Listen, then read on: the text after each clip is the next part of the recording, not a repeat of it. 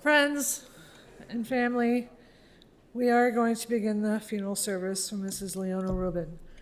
If you have a cell phone, I'd ask you kindly to place it in the silent mode at this time or turn it completely off. And I'd also like to welcome everybody via live stream on behalf of the family. Thank you for attending.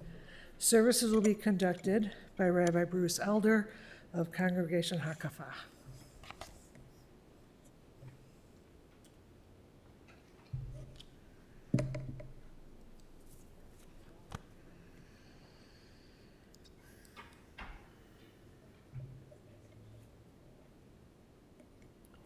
Baruch atah Adonai Eloheinu melech haolam dayan ha'emet. We praise you, Adonai, our God, ruler of the universe, judge of truth.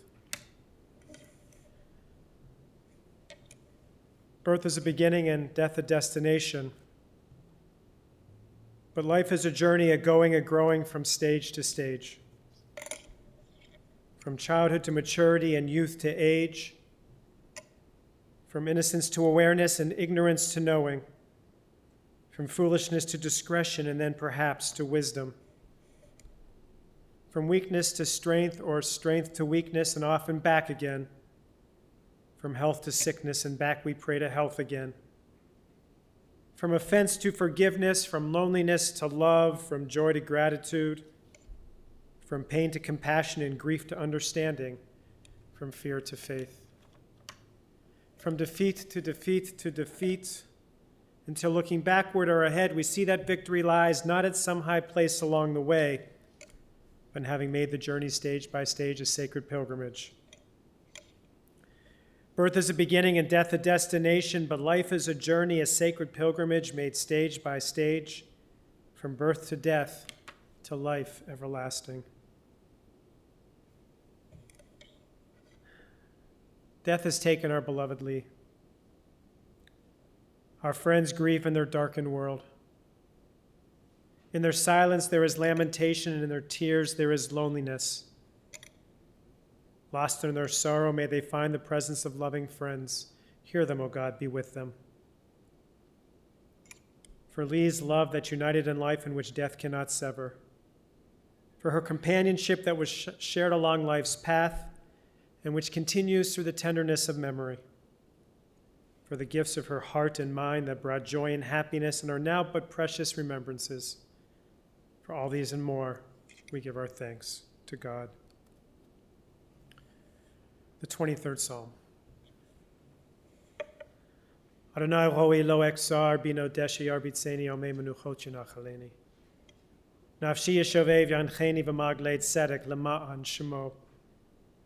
Gam ki elech begeit salamavet lo irara ki ata imadi. Shiftacha mishantecha hema yanachamuni.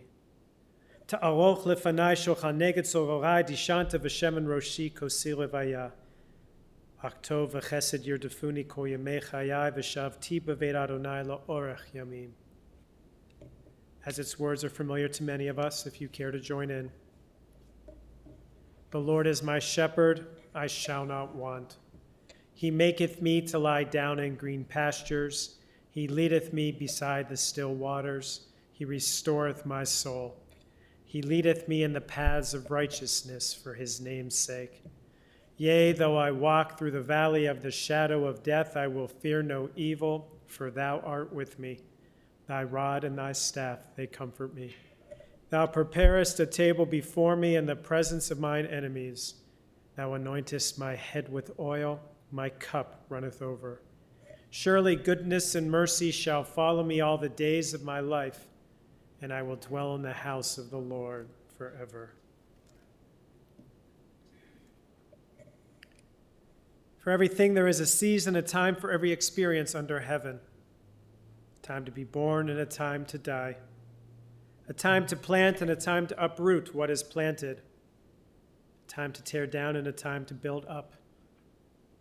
A time to weep, a time to laugh, a time to grieve, and a time to dance.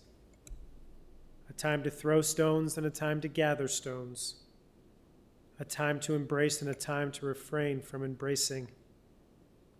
A time to seek, a time to lose, a time to keep, and a time to discard. A time to tear and a time to sow. A time to keep silent and a time to speak. In his sorrow, Job cried out, Adonai natan v'Adonai lekach, Yehi shem Adonai mevorach. God has given, God has taken away. Blessed be God's name.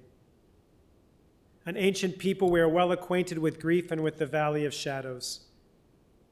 Death and sorrow are not strangers to us, yet the centuries have taught us that a good name endures beyond the grave and that there is strength in faith.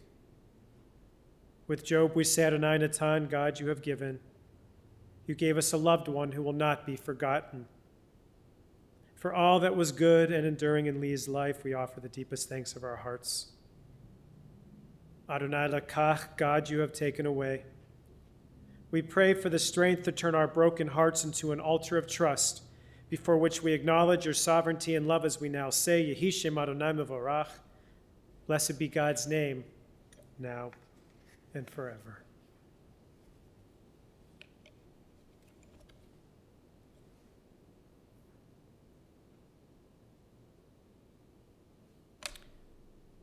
Lee lived a remarkable life, and she died a remarkable death. She had a wonderful heart. Everyone, it seemed, loved her. She was fun and funny and loving and a really good friend. You're going to hear more about this in a moment from Sari. But you all know she had an incredible memory up until the end, which enabled her to remember details about you and your life that she could recall years later. If you met her and spent some time with her, you came away from the time with her feeling as though you had just made a true companion. She was a blessing to all who knew and who loved her. So that's why it's only fitting that we hear from one who was perhaps the most intimate to her, you, Sari, if you care to come up and share your words now.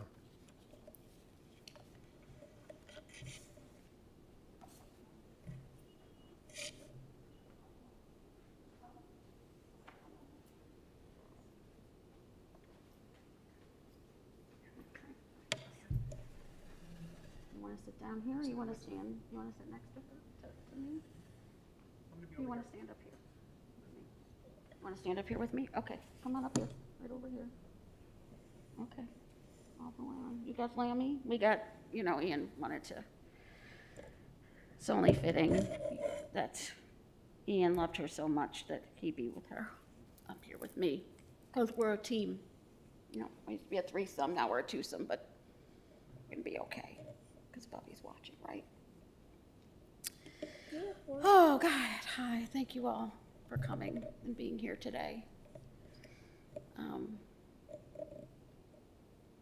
Here I am again for my return engagement at this podium. This time I don't have as much preparation. And I can't believe I'm standing here and my mama's laying in that box.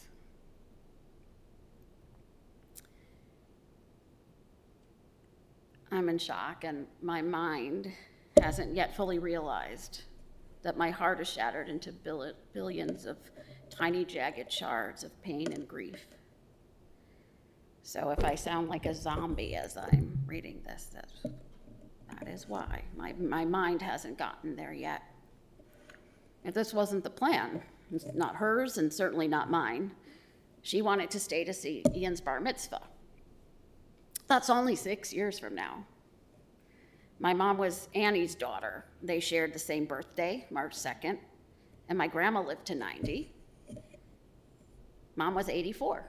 Well, just 6 more years. That's all she wanted. I wanted 8, because I wanted 2 after the bar mitzvah. Leona Applebaum was the youngest of 3 children. She was the baby of the generation. My grandma, who hailed from Manchester, England, used to say my mom was the first Jewish Leona in Chicago. Jackie was 6 years older and had to take her wherever she went. Her brother Sam was 10 years older than her. When he married my Auntie Beverly, She cried until he gave her the microphone to sing. Mommy loved singing and dancing. She would sometimes perform on the corner or in the movie house for pennies when she was a little girl.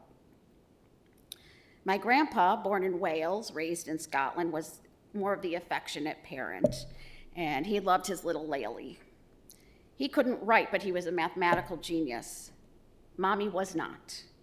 So he would tell her the answers, and I don't know how often she had to confess that her daddy did the work for her in math. Grandpa Harry died when Mommy was 13. My mom was really smart. She skipped half a grade in 7th grade. However, she did have to spend 2 days back in kindergarten for laughing at a fellow student's joke.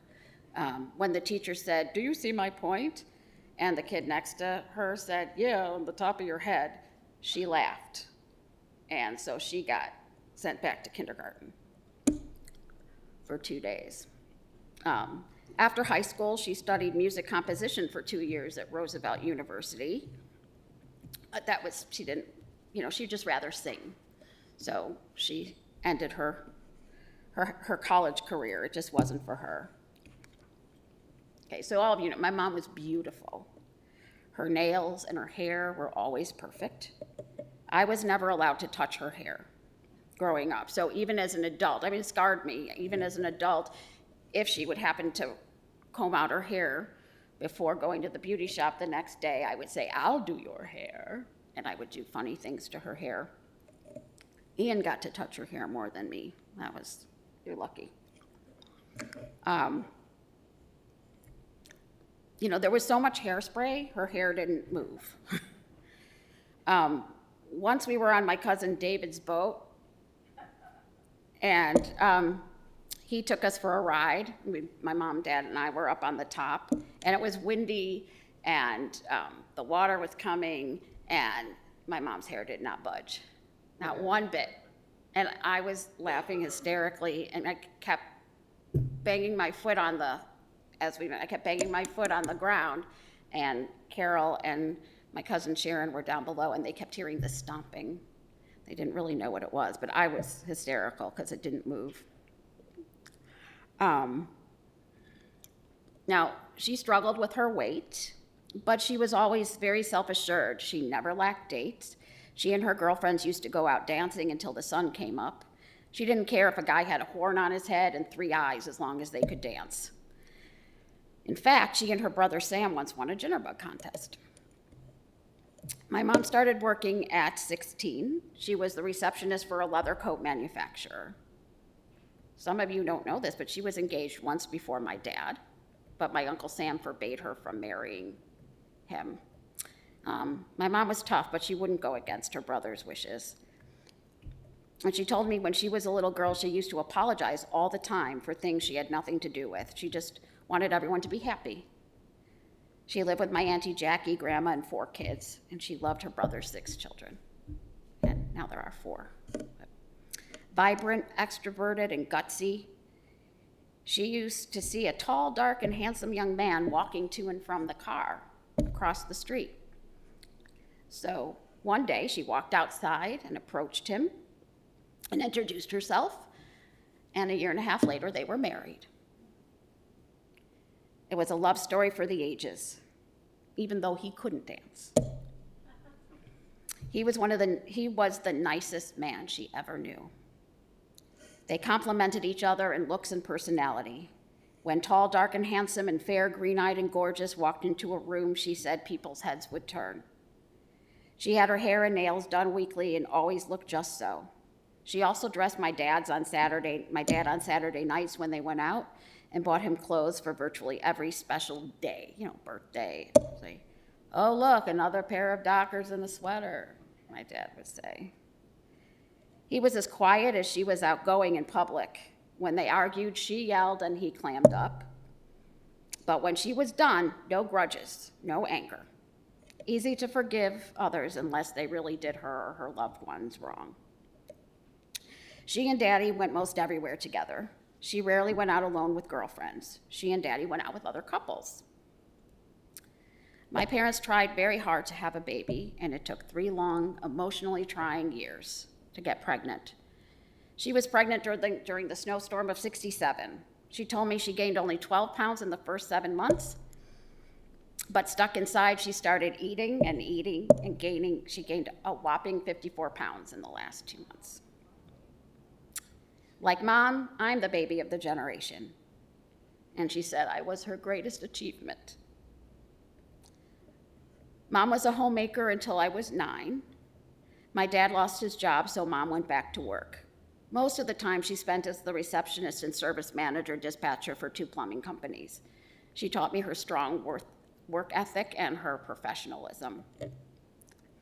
Until a decade or so ago, she did the newspaper crossword puzzles every day and read every night before bed, from epic historical novels about Jewish families to racy Jackie Collins books. We moved to Skokie when I was 5. My mom was very loving and affectionate, and she was also the disciplinarian. In my youth, I feared her almost as much as I loved her. She could give me a look that would just make me flinch. Occasionally, she would smack my tush or crack my hand or arm and say, "Did I hurt you? Did I hurt you?" And when I said, "Yes," she said, "Good." And then she'd be, "Oh, my baby, what have I done to my baby? I love you so much, I'm so sorry." Once when I was about 10, I called her a witch. She didn't like that at all.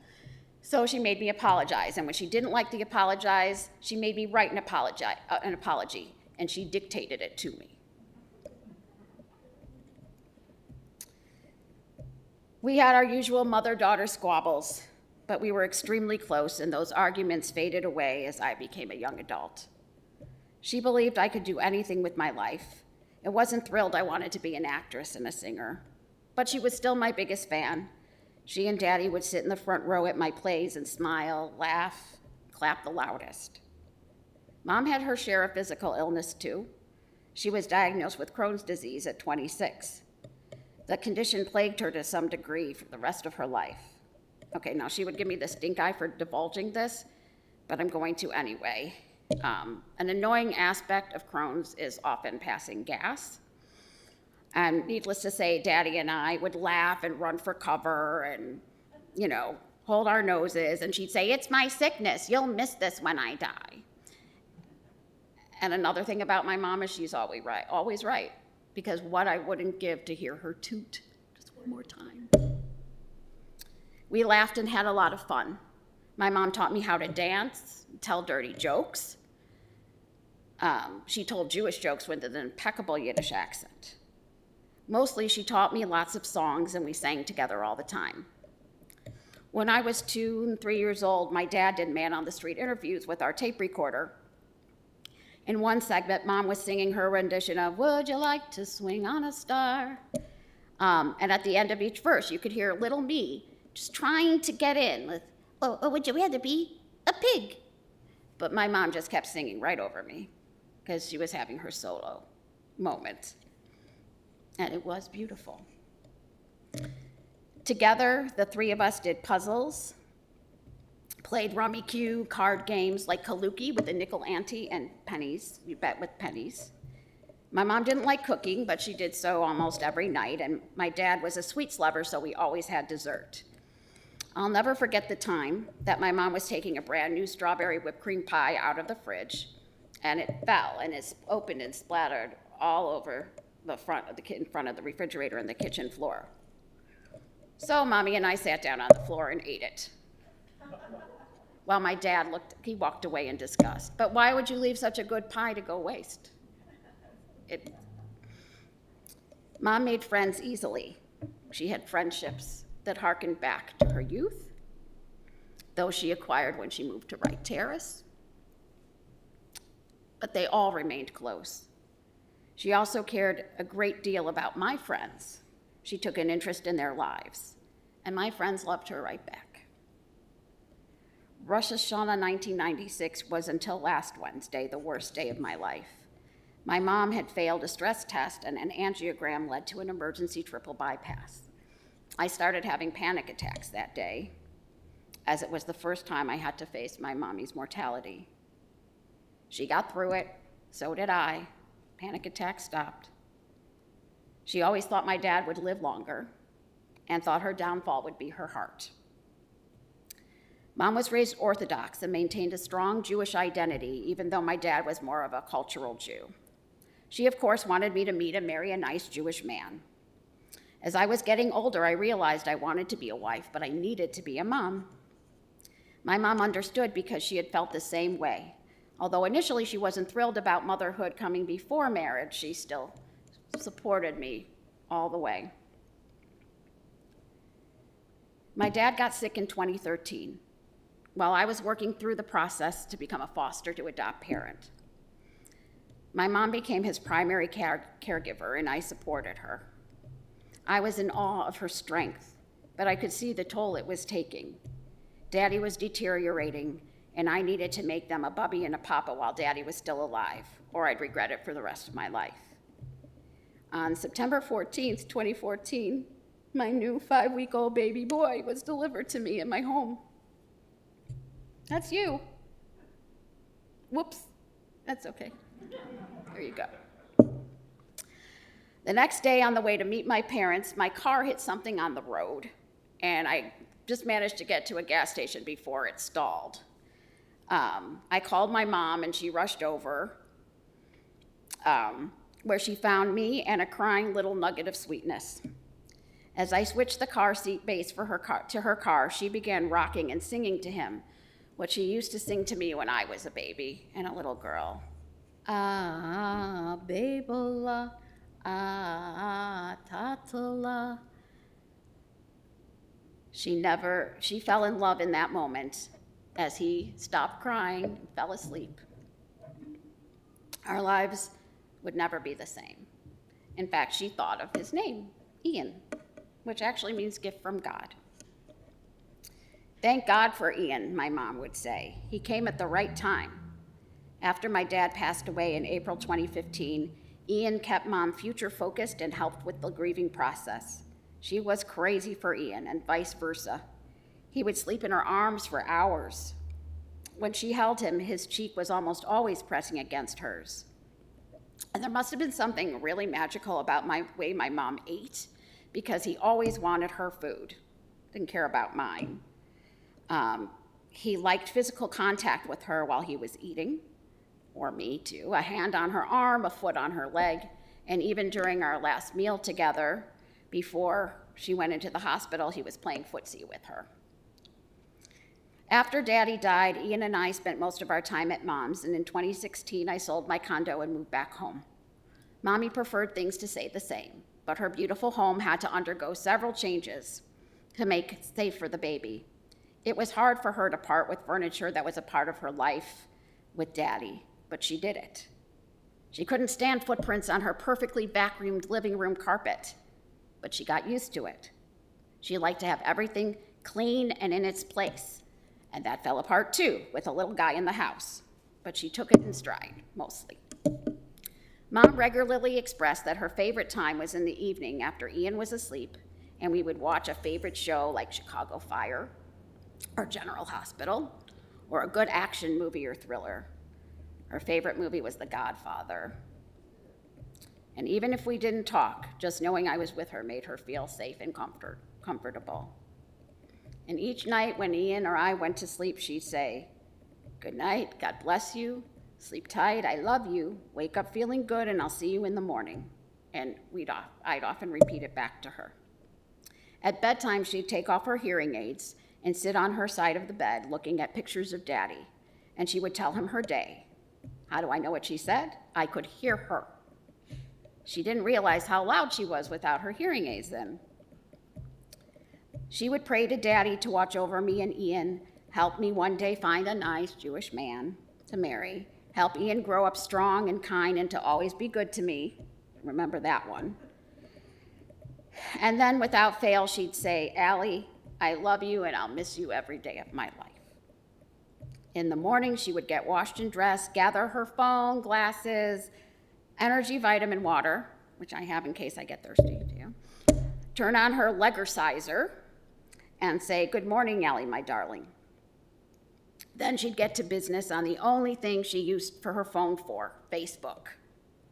Facebook allowed her to connect with others from the comfort of home. As outgoing as my mom was, she said she was content to stay in and wait for us to get home every day. On the evening of Monday, November 9th, I called 911 because Mom was experiencing shortness of breath. It took a team of specialists 9 days to rule out any infections, diagnose, and begin treating her. She had acquired an autoimmune-related rare lung disease called nonspecific interstitial pneumonitis, and I'm now half a doctor. The treatment was steroids, and Mom's body had reacted well to the steroids to treat her Crohn's disease, so she was confident the steroids would work.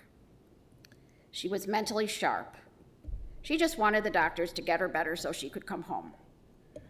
On her second day in the hospital, she said to me, "Wouldn't it be funny if this was the end for me?"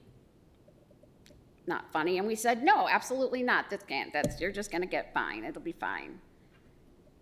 Because that was unfathomable. Once the doctors found out what was wrong, they would fix it, just like all the other times. Mom was totally on it. While she was in the hospital, she would direct me to pay her bills, light the Shabbos candles, and record her shows. Then a week ago Monday, which was day 14, she started requiring more oxygen. She had already decided she didn't want a breathing tube and agreed to a DNR with my full support. On Tuesday morning, I received a call that she'd been transferred to ICU because she needed more oxygen than they could give her on a regular floor. We were prepared, but didn't think she would reach this point. She agreed to a special oxygen mask that was basically sealed to her face. It blew oxygen in her face. Her eyes were tearing, and the mask made it like she was trying to talk in a wind tunnel, but she kept talking. The doctor told us that the inflammation in her lungs was progressing, and he started the first of 3 days of large doses of steroids into her IV to try to disrupt the inflammation. However, the doctor said that would be a good day for people to come visit. There was no real change Wednesday afternoon when we spoke to the doctor again. Her oxygen level dropped quickly without the mask. Another dose was unlikely to work, but Mom didn't hear that part because of the loud oxygen blowing at her. The nurse was able to take that heavy oxygen mask off and give her a more heavy-duty nasal cannula, so her face was free and more comfortable, that it was a little warm. She kept saying her face was hot, but at least she was more comfortable and she was free. The doctor, because she didn't hear, the doctor asked my mother what she wanted, and she said she wanted to get out of this and get better and go home. I leaned in close to her still beautiful face, and I told her, "There's no way out of this one." "There isn't," she said, as the recognition set in her sad green eyes. I shook my head, "No."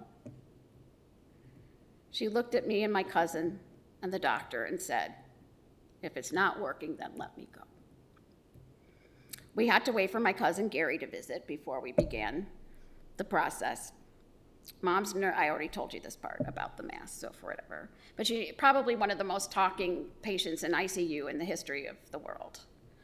The nurse asked her if she was hungry, and he mentioned they had ice cream.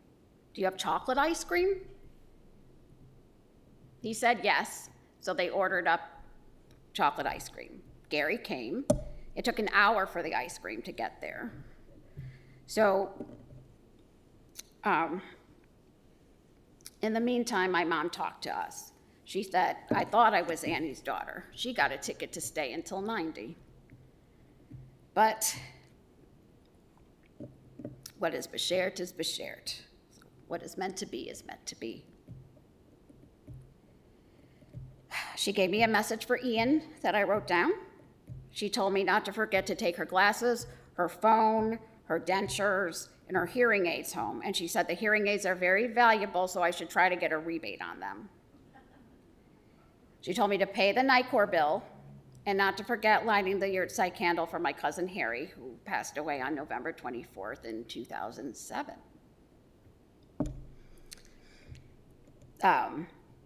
When the ice cream came, I fed it to her, and she enjoyed each spoonful. Then she asked, had they sent up any Ensure? I said yes, and she said, I'll have some of that. She had some Ensure. And when she was done, she announced, okay, I'm ready to go to the great big beyond. I'm going to have a new adventure. She looked at us and she said, don't worry, I'll be around. Once relaxed by the pain medicine, and on Mom's confirmation that she was ready, the nurse removed the oxygen. We held hands, and she talked a bit more and then fell asleep. But her right eye was partially open, and it didn't close. She kept watching. We joked that she let us know she would always have her eye out on us. And I just kept holding her hand, repeating in my head, I love you, I love you, I love you. And less than an hour later, around 7:50 p.m., November 24th, my mom took her last breath. Not only did I lose my mommy, I lost my best and most trusted friend. And Ian lost his bubby that he loved and lived with for 7 years. I can't wrap my head around the fact that Mom will never talk to me again, never give me advice or constructive criticism. I won't see her smile or hear her laugh or sing again. There'll be no more weekly trips to the beauty shop, no more homemade chicken soup. I'm trying to take comfort in the fact that there was never any pain and she went on her own terms. Mommy, I love you dearly, and I will miss you every day of my life. I know you'll be watching over me and Ian, and so for the last time I will say, good night, God bless you, sleep tight, I love you, have a good rest, and I'll see you again one day.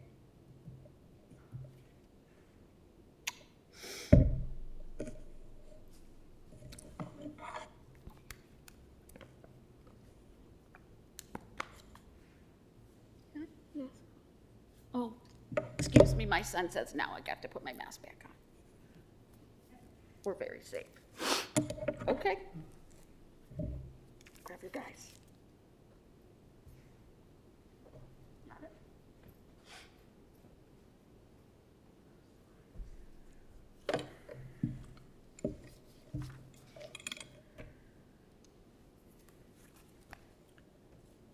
For those who are able, I ask that you please rise.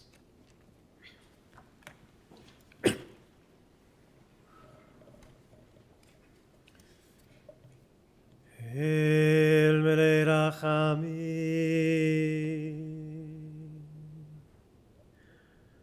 shochem bamromim, amsei menucha nechona,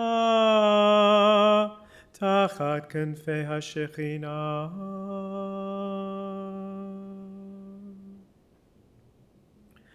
אם קדושים וטהרים כזוהר כי המזהירים את נשמת לאה בת חנה גיטל שלך לעולמה ברחמים יסתיריה בסתר כנפיו לעולמים ויצרור בצרור החיים את נשמתה.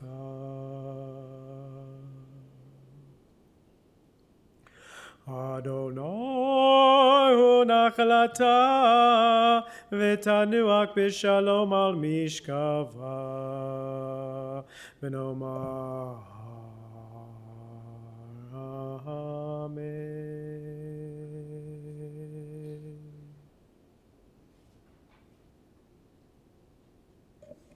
Compassionate God, eternal Spirit of the universe, grant perfect rest in your sheltering presence to our beloved Leona who has entered eternity.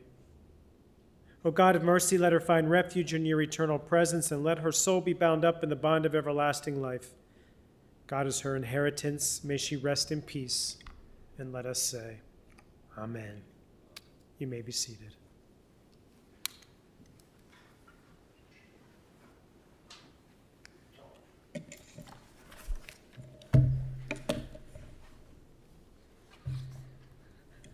This does conclude the service here at the chapel. The family will receive condolences at the Rubin residence. That'll be Monday, Tuesday, and Wednesday from 6 p.m. until 9 p.m., all 3 days. And that's at 5019 Wright Terrace in Skokie. And masks and vaccines are required, please. That information is on our website as well as on the folders you have received when you entered the chapel. Interment will take place at West Lawn Cemetery, that's 7801 West Montrose Avenue in Norwich. The procession will be forming in the parking lot. Please keep in mind a few safety features while in the procession. Keep your bright headlights on at all times. Put your emergency blinkers on. Attach the orange funeral sticker to the passenger portion of your front windshield. And we will also attach a flag to the roof of your car.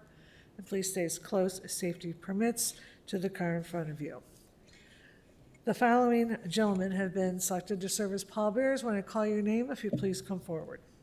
Barry Applebaum, Larry Applebaum, Gary Applebaum, Alan Rubin, Ron Woost, Neil Kaufman, and David Ferdman.